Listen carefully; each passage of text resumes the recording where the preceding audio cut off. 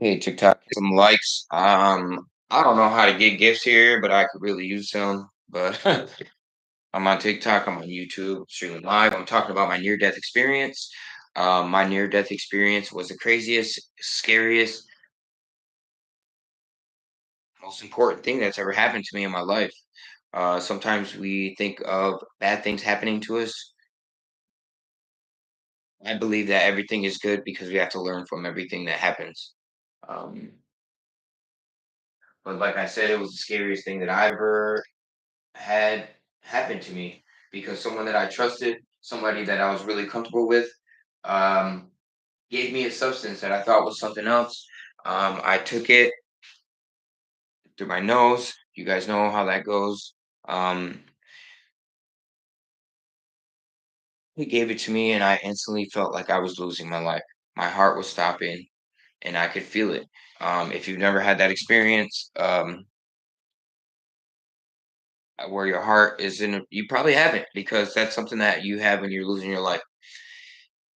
So this guy, he told me that, like I told you guys, this is not my home. This is family member's home that's letting me stay here. It's very limited time, um, so I need some help getting my home. But when I was in Florida, this is January 20th. He told me that I would not be surviving after I took that substance. He really tried to take me out. Um, And that's the scariest thing ever because my I could feel it in my heart. I knew I was losing my life. He just confirmed it because I'm a piece of shit. I'm always going to be an addict. Sorry, TikTok. Um, my family, it runs in my family. So we talked about my family. I told him that I can't lose my life because I have a family that needs me. My kids need me. And he says, "Your family's gonna be well taken care of, Emilio. You're not taking care of them anyway. You're all fucked up. You're injured. You can't take care of your family, and you're an addict." Could you imagine? And then I finally like kind of accepted it because I felt like I was losing my life. I felt the life coming out of me. Oh, it was so scary. And there's a bunch of people that's had NDE. I hope someone comes on this that has experienced this. So I'm not talking to people that I mean, obviously, I you guys are here, but it's hard to understand, and people think I'm crazy after hearing this story. It sounds crazy, but I had this NDE, and I think about it. Um, so he gave me that substance, and I said, is going on?" I feel like I know that wasn't the usual stuff that I put in my nose, again, so I'm not doing that anymore. I'm in recovery, and I feel great. I'm grateful. I'm so grateful. I don't drink anymore. I was an alcoholic, addict, using a lot of different stuff. I'll be talking about that stuff in maybe other videos. Um, but he gave me that substance, told me that I said, "Man, what the hell was that? I feel like I feel like I'm dying." Is Emilio, you do not survive tonight. You don't survive. And he completely switched because he was trying to help me. And then once he gave me that, he was this evil. You're going to lose your life, and you're a piece of shit. You're never going to be anything. All you're going to be is an addict your whole life. Your kids don't need you. Obviously, you're basically that. I deserve to die. That's what he was telling me. He gave me the substance. Um, Hey, what's up, everybody? I'm sorry I can't see your comments, but I appreciate you being here. I see there's a couple people in here. Go ahead and tap the screen if you want to help me out. I do have a goal for gifts, but if you're not gifting, I understand. I never get gifts, but it would be nice to get some.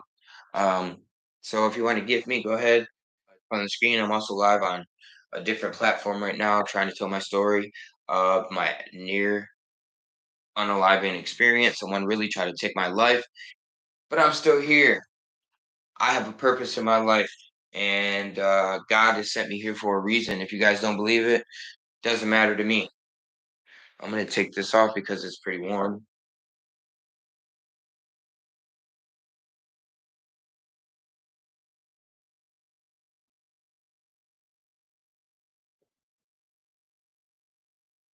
So he told me that I would not be surviving. That's where I was at, and I told him I don't. I can not lose my life because I have a family.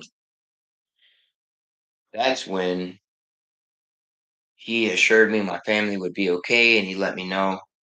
Don't you remember? Sorry, don't you remember? You took all those pills and you lose your life here. And I was so messed up from the substance that he gave me. I started believing that. I started agreeing with the fact that yes, I do remember that. Like he was like convincing me that I did it myself. That I kind of did it because he handed me something and I took it from him. I could have said no, but I didn't. And I was out of rehab and I was trying to be sober. This guy knew it. He was supposed to be a friend and he was trying to help me out, but actually he was hurting me. I should have known it. I was trying to be clean and he was just trying to hand me shit.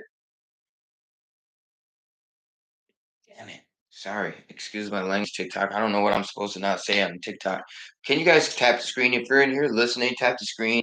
Um, if you want a gift, I would appreciate it so much. I don't get very many gifts. I don't know what I can do. What? So sad. Yeah, it is sad. What's sad? The story how this dude tried to end my life.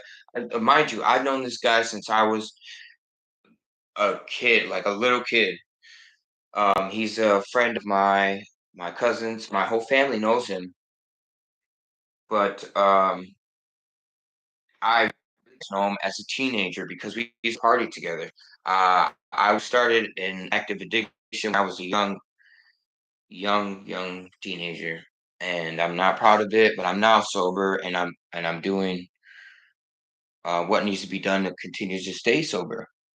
Um, so he gave me that substance, and where was I at? I told him I can't die because I have kids. He said your kids will be well taken care of. Exact words. He said my ex's name, and then he said her and the kids will be well taken care of. Exactly. I remember that night so well. He was drunk. He was drinking all night. Um, I wasn't. I was fresh out of treatment, fresh out of recovery, and I haven't been drinking this year. Like, I mean, I've slipped up a couple year, but right now I have 135 days, with nothing. So great. So, uh, and actually, these platforms are helping me because I want to share the message and spread awareness on addiction, so people don't go through crap like that. You know, uh, it's amazing, man. It's amazing to get recovery. But anyway, he told me that, so I started accepting it. And I said, "Yeah, I do remember." And obviously, I feel like I'm losing my life, so it must be true. Uh, this is where it gets kind of messed up. But I was thinking to myself, I'm going to heaven. I've repented for my sin, and God loves me. I'm a child of God. So I said, God doesn't is I don't need these clothes in heaven. He just told me I'm losing. I stood up and I took all my clothes off. Took my clothes off, and I said, I told him, I got out of the bed and I started taking my clothes off butt naked. And he said, "What are you doing? What are you doing, Emilio?" I'm like, I don't need these in heaven." And I'm telling all this because it's true. And I want everybody to know that I remember everything about this night because he told me, that, I mean, he told my family that I just slipped out because I came back from this NDE. Obviously, I'm still here, but I got Baker acted. after I woke up. But we'll save that for later. But yeah. Oh man, it's crazy. I'm sorry, guys. I'm sorry. It's NDE, but I'm just explaining before what happened because he made my family think that I just went crazy. Everybody turned against me right now. Like I am literally alone all the time, which is all right. I got God, and that's all that I need. Um, but I took all my clothes off and I got back in the bed. I told him, get up. I'm thinking like this. How boring is this? Just laying in the bed to end my life. It's just boring as shit. Like I'm a goofy dude, so I was thinking that as I was losing my life, I was thinking thinking about that, and I got up and I sat on the floor and I did this, leaning up against the bed, and I said, "This looks crazy, right? I'm gonna that way they can. It looks kind of crazy and not so boring." And he tells me, "You don't want to see the last picture of you ever lit sitting on the floor with your junk hanging out." Me still being there a little bit, I said, "You're right. You're right. I'm gonna get in the bed," and I covered up, and that's when I started. It was over. I felt the most comfortable that I've ever felt in my whole entire life because my life was gone. I didn't feel the pain anymore. I didn't feel my back pain anymore. Like I said, I was in an accident and I lost everything. And I lost the ability to run. I can't run. I tried to jog a little bit the other day, and my knees just couldn't take it because they got drilled through, and I got rods in both of my legs, so both of my knees are effed up. Um, and that's how I lost everything that I've ever owned, just because I could not work anymore. And the person that I expected to hold me down, she left me. I sold all my shit, and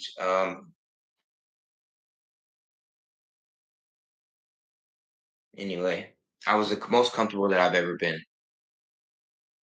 And instantly, I heard a voice tell me, "Your aunt and your grandma know you're here. They're here with you." And I'm thinking, okay, my grandma and my aunt. But instantly, I thought of my alive aunt and grandma. But now that I think I was out of my body, I was because I felt myself lifting up. I'm not saying I went to heaven, but I felt lifting like myself lifting up. And then that voice told me your aunt and your grandma are with you. Oh my goodness! I just closed my eyes and I saw a vision of a woman. That was scary. Um. Oh my goodness. But think that was with me. Love you. Thank you. Wow. My grandma and my aunt were with me, and they told me to be ready because I was going to feel every emotion that I've ever felt in life, but it was going to be hard. And they prepared me for that in my NDE. Um, oh, I'm getting shaky. Uh, hold on a second.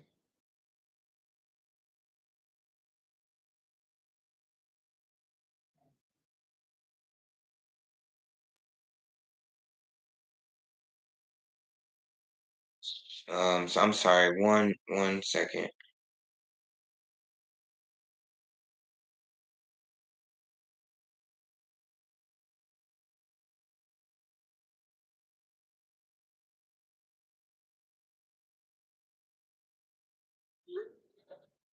They said I'm going to feel every emotion, so I started having my life review.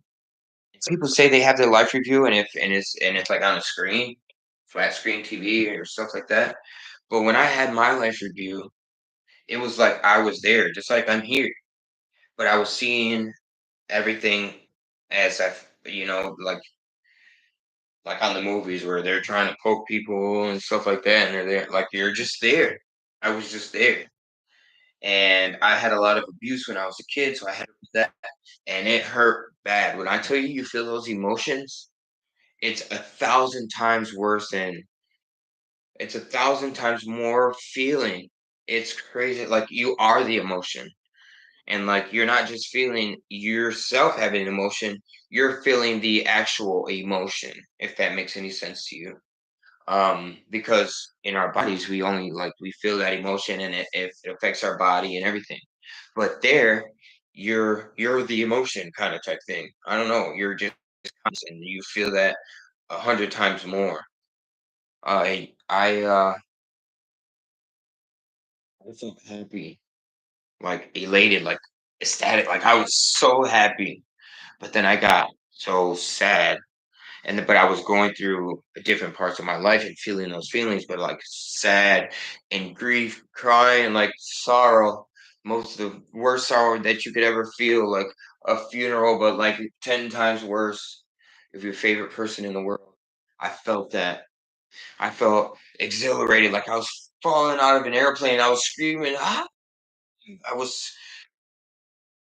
It's the craziest thing ever, guys. Like, man, I cannot really can't believe this happened to me.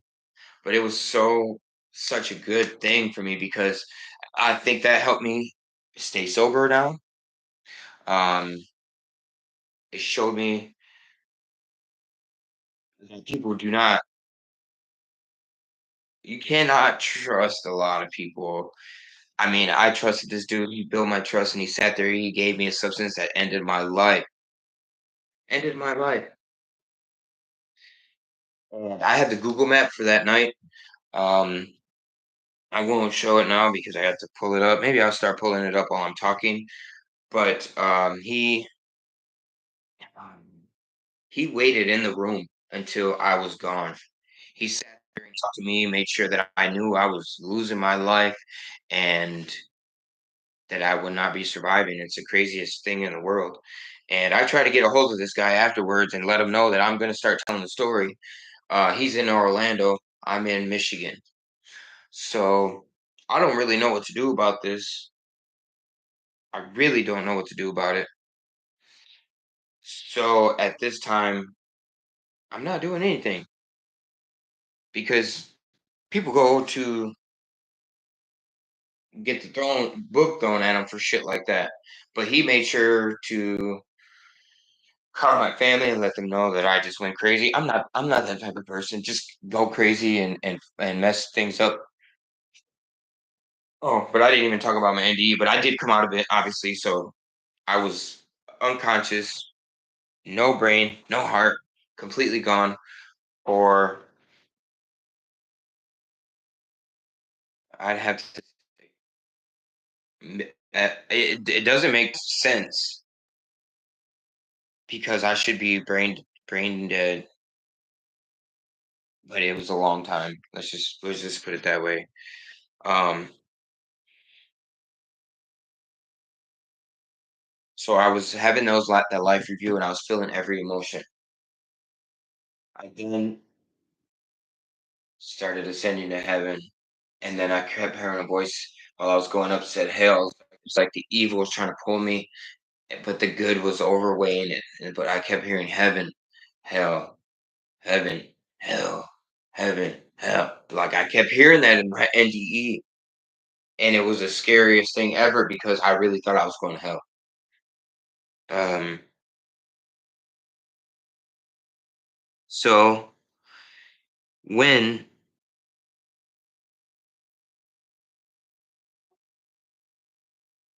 I didn't go to hell though, people know, and I did not go there.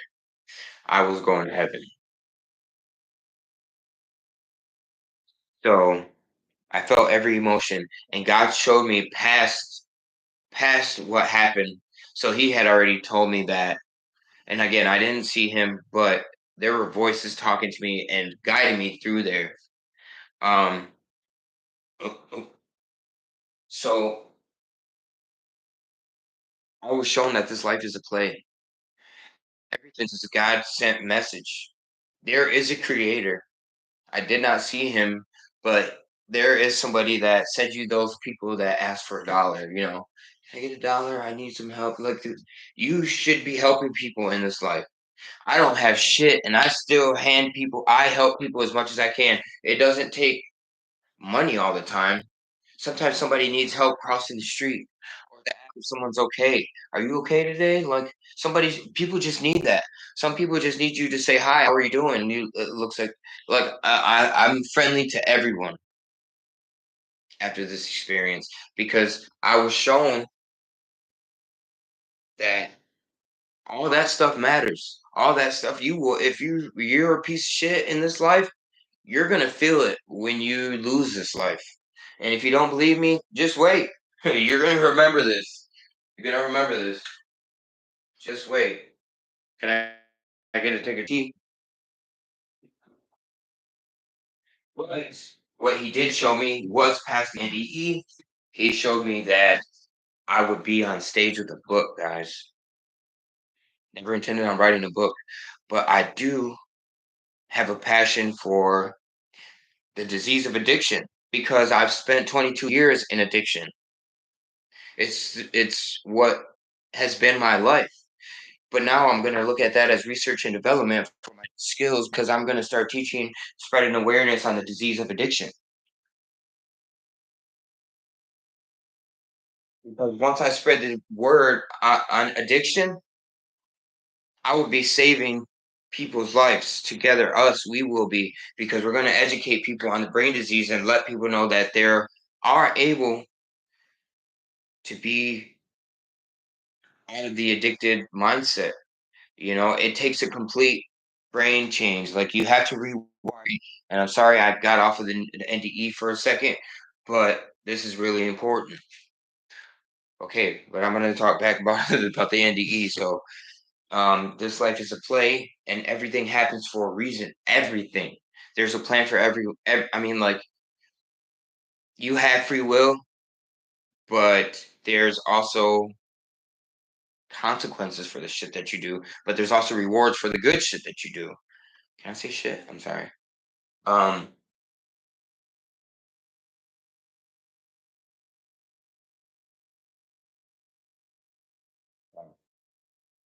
Flashback. It's like, um, it's a play. Little life is a play. You can be anybody you want. You can do anything you want. You have free will. You can do anything, even the bad stuff. Like you can hurt yourself into the point where you're gone, or you can be alive and have eternal life. I had felt the feeling of eternity. They kept saying heaven, hell, and then finally saw my body like go into eternity. I felt the eternity. Like I'm sorry to say because this is gonna probably fuck up a lot of people, but I just felt like I went to eternity, and it didn't like our consciousness just lives. Our consciousness lives after, like people think once they're gone, your personality is still there. You as a person is still there.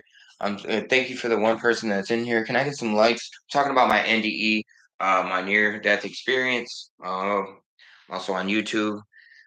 So I'm sorry, guys. I'm not used to being on camera. This is something new to me. I'm really trying to do my best, and I'm trying to make a living from what I'm doing here because I need some help. My disability. I used to think getting disabled was the worst thing that could ever happen to me. It's shown me a lot. A lot of people have left me when I needed their help. I needed someone to take care of me. I had to learn how to walk again. I have a back surgery. I had a back surgery. I had to have an implant here to control my pain. Um, so my life's been fucking hard these past 2 years.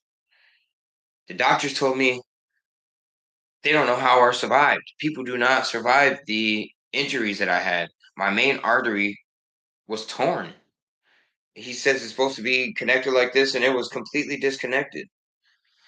You know, I'm a miracle to be here. God has a plan for me, and you guys will see. Uh, Spiritual warfare out here. There are demons, bad things out here, really trying to hurt people. The, the artists out there, they're saying they don't even hide the fact that they're doing demonic shit now. They are worshiping the other guy. They don't even hide it anymore because they know. Is it still working? Yeah. Um, Give me one second. Yeah, they don't even hide it anymore. It's crazy. And what do you cook? The- um, hey, sorry, guys. So where was I?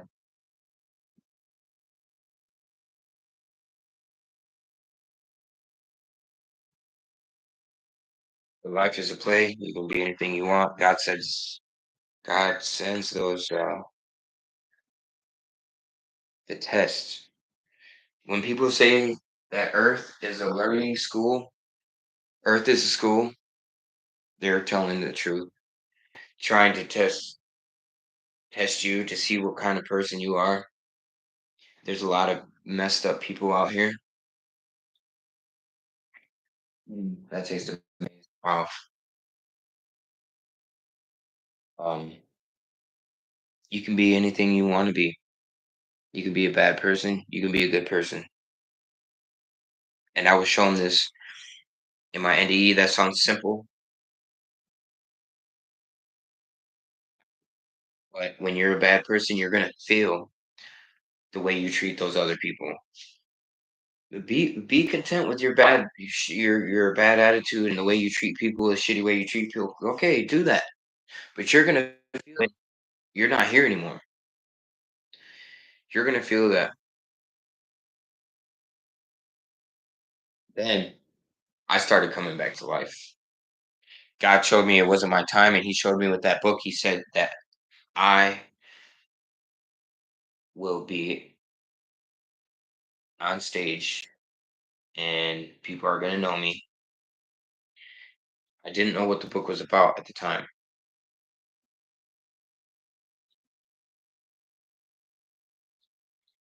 and I started coming back. But before I did come back, I saw a friend of mine that when I was in the hospital for my accident, I saw he came to see me. And because of me almost dying in my accident, he was talking to me as like giving me advice about life. Like you almost just like it was really deep what he talked to me about. And before I left the hospital, because I was in there for a month, he passed away.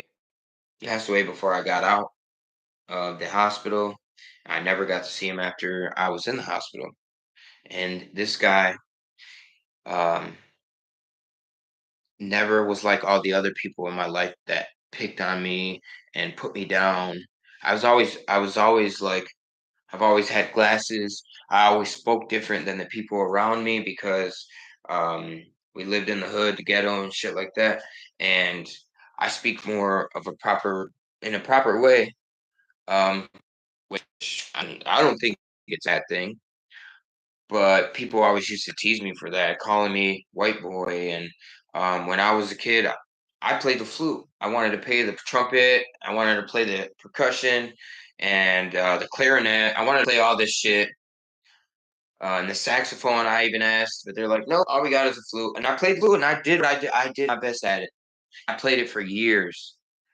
Um, so I always got teased for shit like that. Well, why don't you get it? That's for girls, isn't that? Well, I really don't care. I'm still playing it. But I always got, I was a nerd. I was smart.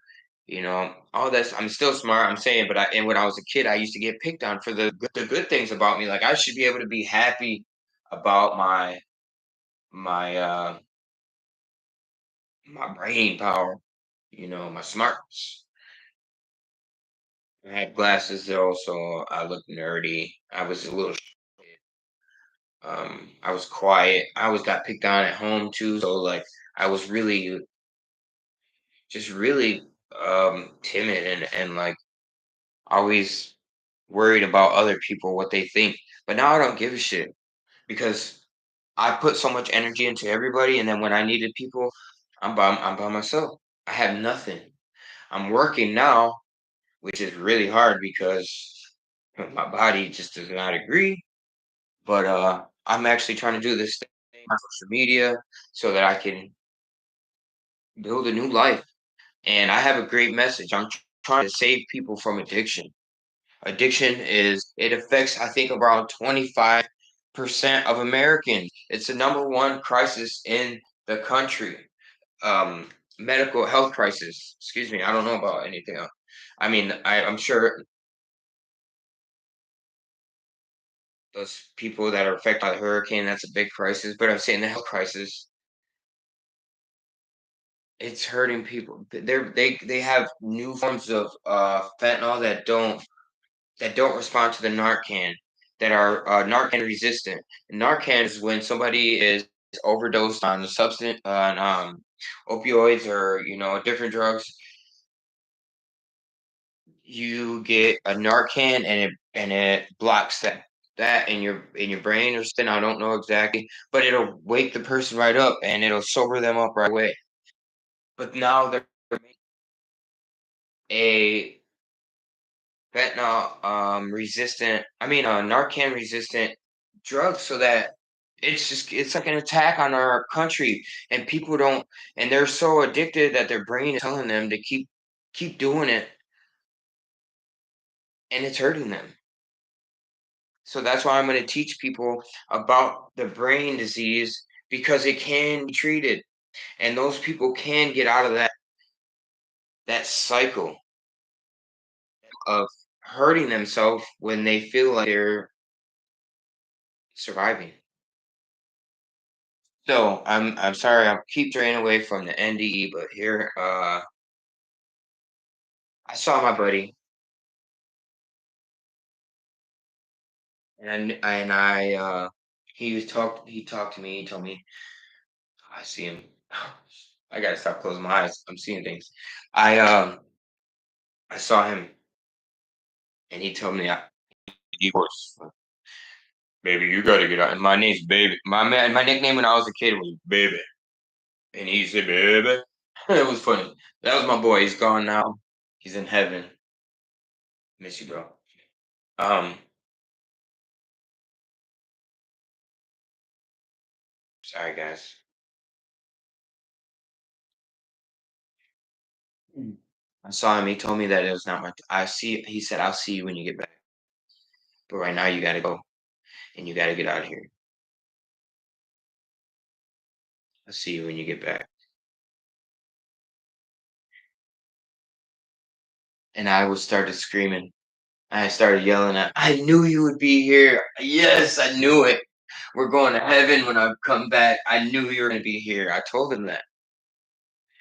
But I was coming out of the NDE. I was coming back to life. So I was screaming out loud. I was screaming out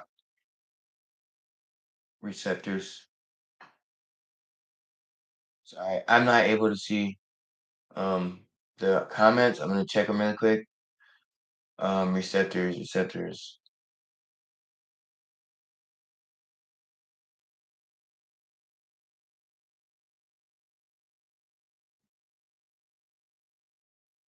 Sorry,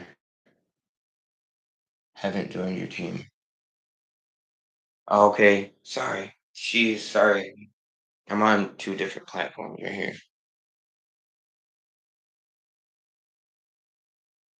Saw him and I was screaming out loud. I knew you would be here. I knew you'd be here. Then the guy that poisoned me. Uh oh, sorry. Alright, let me show you that. Oh man, my bad. Sure you guys heard that. I forgot I had a microphone on. Yeah, I'm a human being. What do you expect? But what time is it where you guys are at? It's for 5 in the morning here. think I gotta get ready for work soon. Oh, it's 6? What in the world? Okay. Anyway, can you are you gifting at all? Can somebody tap the screen, give me a gift? I never get gifts. I'm trying. I'll get there. Yeah, I'm on TikTok shop too, but I have yet to sell anything. But anyway, he heard me screaming out loud. I was screaming out loud. Mind you, I didn't have any clothes on because I thought I was dying. I told him, um, I don't need clothes in heaven. God's gonna put clothes on me in my robes. I'm gonna be nice in heaven. I don't need these clothes. So remember, I'm don't have any clothes. And I woke up. I was screaming, and came to. When I came to, my neck was cocked like that because my body was lifeless. So I opened my eyes, and I saw him in the room. He came back in because he heard me screaming.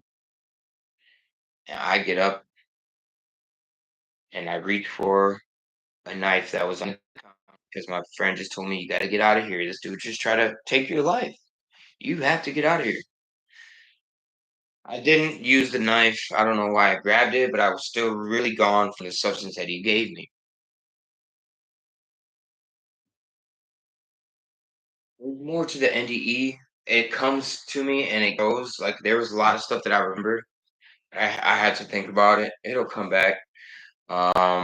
Sometimes when I do meditations, it'll come back. Um, I'm asking God for the memory to come back fully. He can do things like that. He saved me from. I should not be alive right now. My artery. Thank you. It's 6 here. I can see that. I can see these comments now. Thank you. Are you still here, Mark?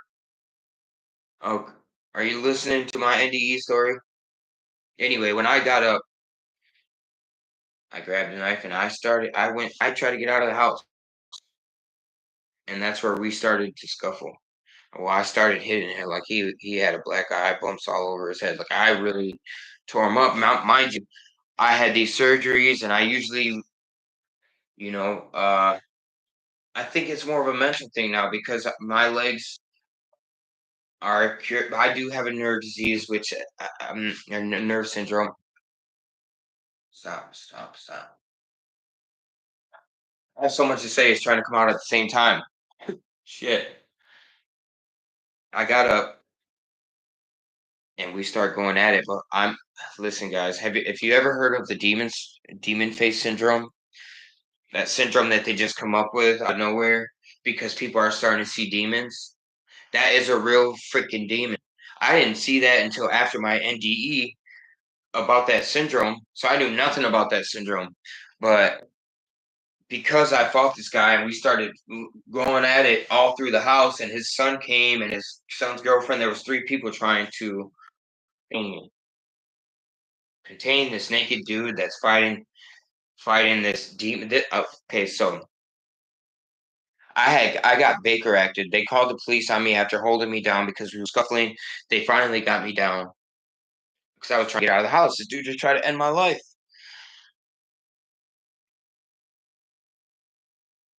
They finally get me down a different room. We ended up in a different room, and I remember coming to in that room because I blacked out like while we were scuffling. I was just trying to focus on getting out of the house. Next thing I know, I'm getting held down face to face with the demon face entity. It took over my family friend that drugged me. He was literally. I told my mom his mouth was like this, slid up here, and I told her he had gills, like it looked like gills here, and then his head was raised up, and his ears were pointed. So that demon base is actually a demon, and it's freaking crazy. They're putting it like the Devil Advocate movie. That I've never seen the movie, but I saw a lady that turned into that demon. Dude, they're putting that shit in the Hollywood movies. they're actually showing you what like, but they're gonna make it seem like it's not really that. But I saw that demon is in my family friend, the guy, and the devil can see what's coming for you, and I believe the devil knows that I'm trying to do good, and I'm trying to spread the message on addiction and how treatable it is, and trying to help save people's lives because a lot of people are losing their lives daily. This shit is not a game,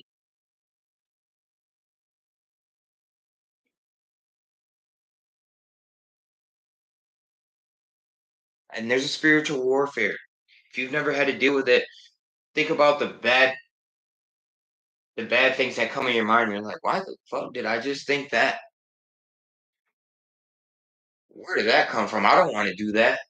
And there's a little voice there. There's a spiritual warfare, man. And if you guys don't believe it, I'm sorry, but there will be a time where you will. Um, I'm being held down. I'm face to face with this.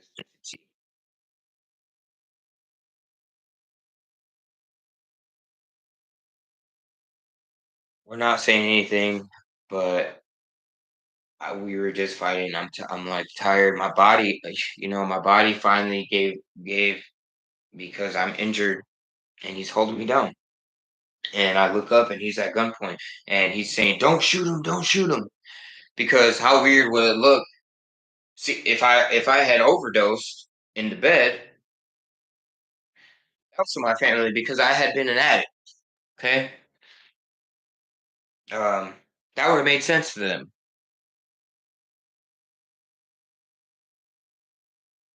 Uh, but he didn't want me to be shot in another bedroom that I shouldn't have been in because then he would have been he would have been responsible for. Yeah, I don't know. He just was didn't they didn't want to shoot me. Okay, saying don't shoot him, don't shoot him. And then I heard him on the phone. Yeah, he's fighting with they're on the ground right now. They're in my room. This and that. I have him at gunpoint. I have the police report and everything. So people who don't believe it, I don't give a shit. He I had the police report. He's saying don't shoot him. Next thing I know, the police are there. Thank you, police, for taking me out of that situation. I've never had to. I've never thanked the police one day of my life. Thank you, police. They got me out of there. They asked me my name. I told them my name, and then they said I told them I was on Suboxone treatment. I'm in recovery, so I'm doing the Suboxone maintenance. Um, but then they said, "What did you take to do this? What are you on?" I'm like, I couldn't tell them because I'm like nothing. I'm like nothing. No, no, I don't know. And because I wasn't able to tell them what made me act that way, I got Baker out of the Baker Act because they're like, "We're going to Baker Act you." They had me sign for a Baker Act, and I'm like, "Okay," but I still thought I was not alive, mind you. I kept telling them, "Where am I?" I thought I was in heaven, like I'm going to heaven. I straight thought I was going to heaven because he told me that I would not survive, so I thought I was going to heaven. Um, So after, I woke up from the NDE, I tried to get out of there. He police thought I was going to heaven still. So I'm like thinking they were gonna hurt me. I thought police were gonna shoot, they were gonna unalive me because they were there and I was already gone. And I thought I was reliving the situation. It was just the crazy experience I ever had. Um, I lost my life and I came back and it was at the hands of someone that I really, really trusted.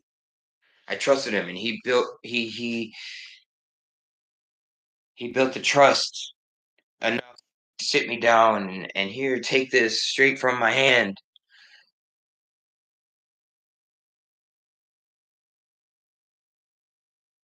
So at the hospital, they took me to the hospital, and they did some tests. They put all kinds of stuff on me because I was acting crazy. I told them we're going to heaven. This is the waiting room for heaven because they put me in the psychiatric area, which was like closed down. They had security. I'm like, this isn't a real hospital. They don't have security in the room. This is not a real hospital. I'm still going to heaven. You guys are angels, right? Like I was out of it, but still there. But I just thought I was gone because of what he told me. I thought I was going to heaven still. So I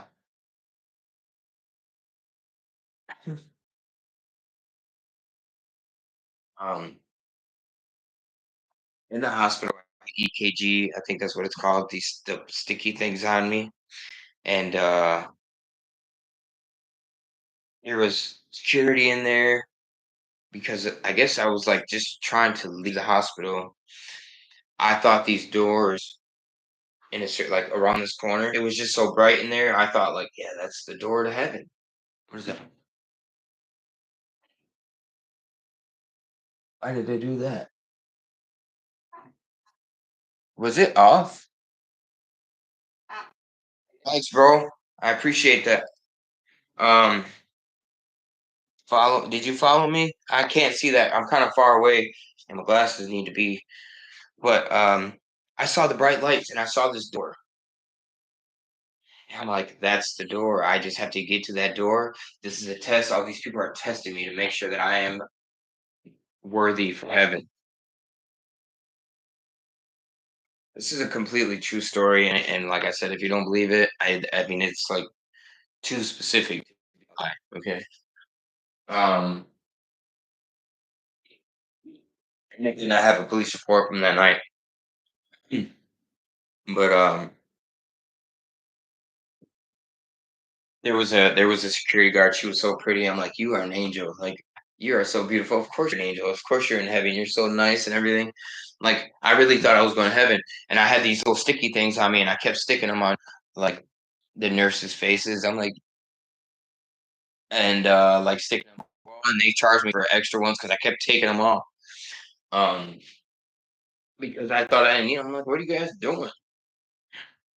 Um, I remember I stuck it on the face of the girl, and she was so mad. Um, but then I kept trying to go around the corner to this door. So I'd walk out and I'd just try to sneak and I just walk like casually, like you would do in a regular hospital. But mind you, I was in the psychiatric area of the hospital because I was Baker after this NDE.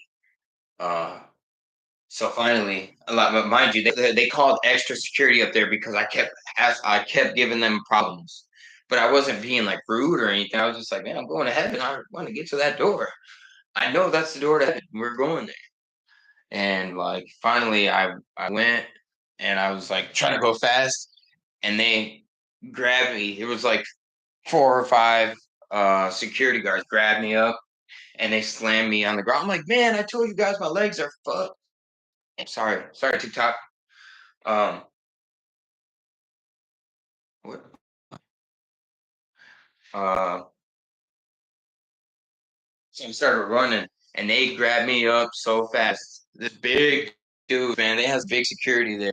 And they manhandled the shit out of me. I was like, man, why you doing me like that? But they slammed me. They slammed me on the bed, face first, and they held me down and they gave me shots to knock me out. End of that experience. End of that night, I was out cold. And then I wake up in the morning the next day on the 21st, and I look around, I see the sticky things on the wall, and I'm like, that's really happened? Like, I really did that? I thought I was, oh my God, I was so not embarrassed, but I was like kind of scared too that that really happened. That happened. This dude really tried to take my life. I really was sticking these things on these people. I'm not in heaven. I'm actually still alive. So, oh my goodness, it was the craziest thing ever, Mike. Man, oh, who else is in here? Thanks, whoever else is in here. I appreciate you guys being here, listening to my story of my NDE. But I remember I was just so shocked that that happened. So after a while, they moved me downstairs to the actual like beds and stuff are where people, not the emergency room part of the site, but like the actual part where you hang out for however long they want to hold you. Um, the normal time is, believe, 72 hours for a Baker Act, or until you're mentally stable, the doctor signs off on it. So so I can see the things on the wall. I'm like, "Hmm, that really happened." And then I walk out and I see some of the nurses and stuff that I recognized from before. And there was a younger black guy sitting on a chair. I don't think he was a nurse. He was like, I don't know what I can't remember what he was. He was like, they have like a babysitter type person that sits there. They're not necessarily a nurse and they're not security, but they like just sit there and make sure people aren't messing around. If they do, they call the reinforcements. So I didn't. I thought I was going to heaven, and I thought I was dead. And he says, "Oh, we know." He's like, "But it's okay. We've seen it a lot." Um, and I just could not believe it. I trusted this dude, and instantly when I got down there, I got on the phone and I called my mom, and she goes, because the guy that tried to unalive me, he called all my family by that time. He called them and said that, Emilio messed up the house. I heard screaming. I was in my, he says he was in his room, and then actually I was in his room. But he told me that I could sleep in his room and that he was going to go to his girlfriend's after he walked out of the room. But I was gone for a long time and he never left. He's just a fucking liar. Excuse my language. I'm sorry, TikTok.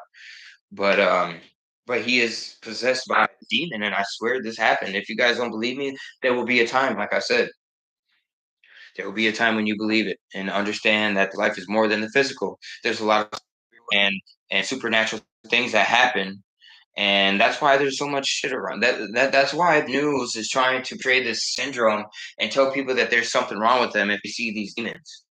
You know, um, wow, that's the most likes I've ever gotten. Thank you, thank you, thank you, thank you, thank you.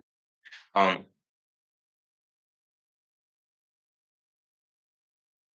I call my mom, and she goes, "What the hell is wrong with you? Why would you do that? You just let out." I'm like, "What? What did they?" He's saying that you just went crazy. He went in there and you attacked him and this and that. I said, "Nope." He gave me something. He told me that I would not survive because, mind you, this guy knows my whole family. He's a family friend. He ain't my friend no more. He's the enemy. He's not my enemy. He's the enemy of God, and he is gonna have his. Um, so my mom said, "You stuff because you did this and that," and I don't even believe my mom believes me. She believes that, uh, which is crazy. But I don't care who believes me. This really happened. There's lots of people that see it, and I can't wait to find my people that believe me. I feel like Mike, you believe me. I hope so, because it's true. I'm a completely sane person, logical, all that stuff. I don't destroy people's shit, and I'm not an aggressive person.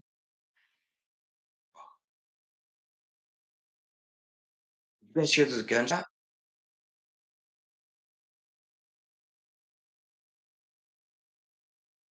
And then the car drove away fast.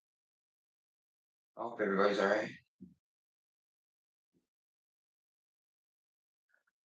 Okay, but I tell her the whole story. I tell her when I came back to life, Ma, he was changing shapes, and I explained it to her. He had slits in his face and his forehead, and then he had his ears pointed. He looked like a demon. I'm in Michigan, brother. This happened in Orlando, though. I'm in Michigan. Um, where you at?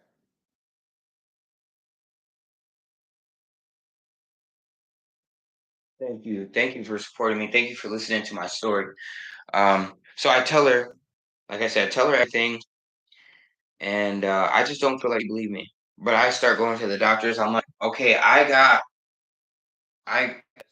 something, and I'm completely sane now. I'm okay.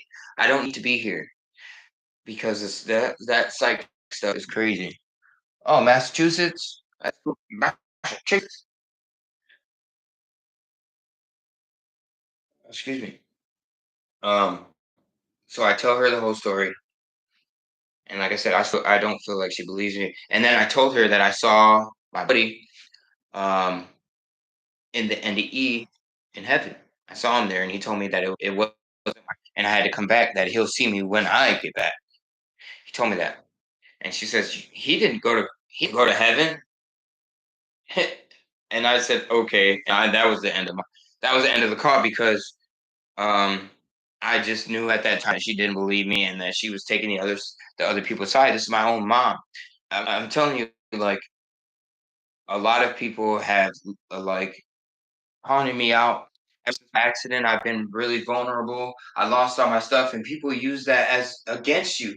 People will wait till you are at your worst. Macomb, I've been there, Macomb County. Yeah, um, I'm in Grand Rapids.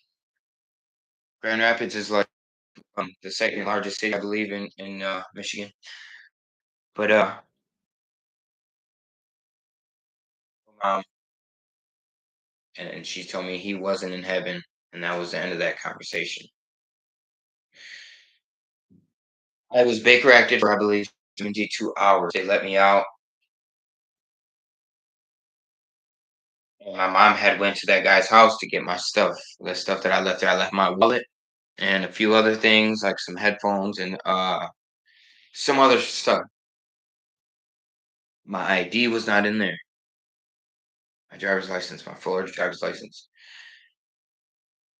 I called the police department when I got out and asked them if they had my driver's license. I need my driver's license. He did not have it. He's like, no, everything was in there, and we did. Your wallet was there. He explained all the other stuff. No, your license was in there. So I believe this freaking demon has my wallet, my picture. He's using it to try to suck some energy from me or something. I have no idea. Um, I don't know, man. I was questioning supernatural stuff, and I was questioning stuff, and like I was questioning God before my accident, and He showed me He was real in the form of a Cadillac, brother. Hit me, um drunk driver hit me on my Harley. I was riding through a green light, and he was turning left in front of me, and he hit me. That was God talking to me because he showed me you're supposed to, like, all these things you're doing can end your life, but I'm saving you for a reason. And I believe that it is for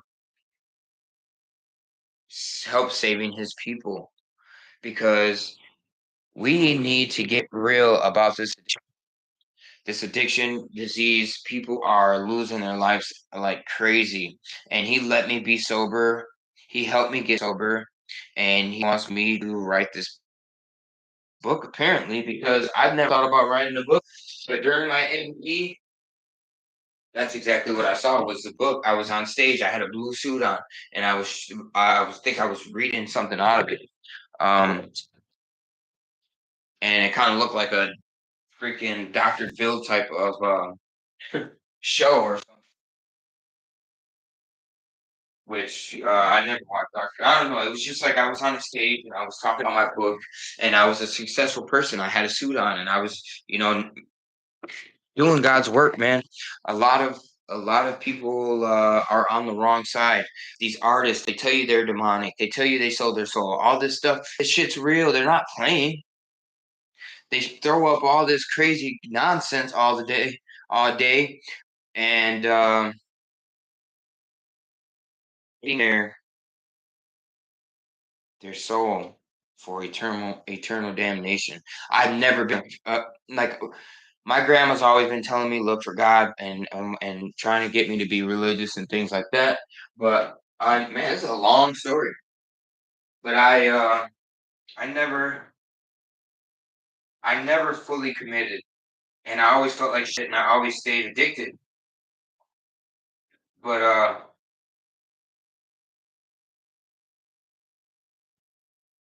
now I'm a different person. I've lost my life, and I almost lost my life more than those two times. Um, So I have to give him his credit where it's due. Look at this rice, Puerto Rican rice, and a pork chop. I had to show you that it looks fire. Um, yeah, I'm trying to change my. I can't change it. What the heck?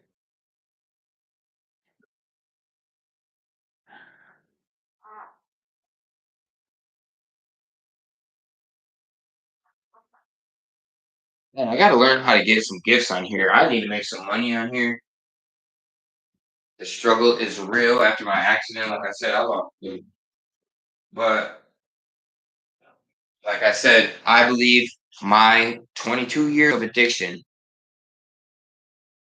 the life that I had to live, is going to be success. Okay, because now I'm going to say that it was 22 years of research and development into the study of addiction. But now that I'm clean, I'm going to spread the message and try to help people. Okay, like I'm excited about this. Thanks for watching. I'm staying on here, but I'm editing.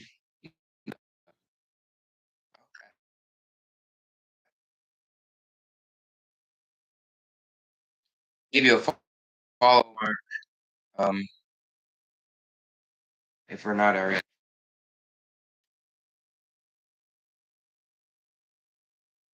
Sorry, give me one second.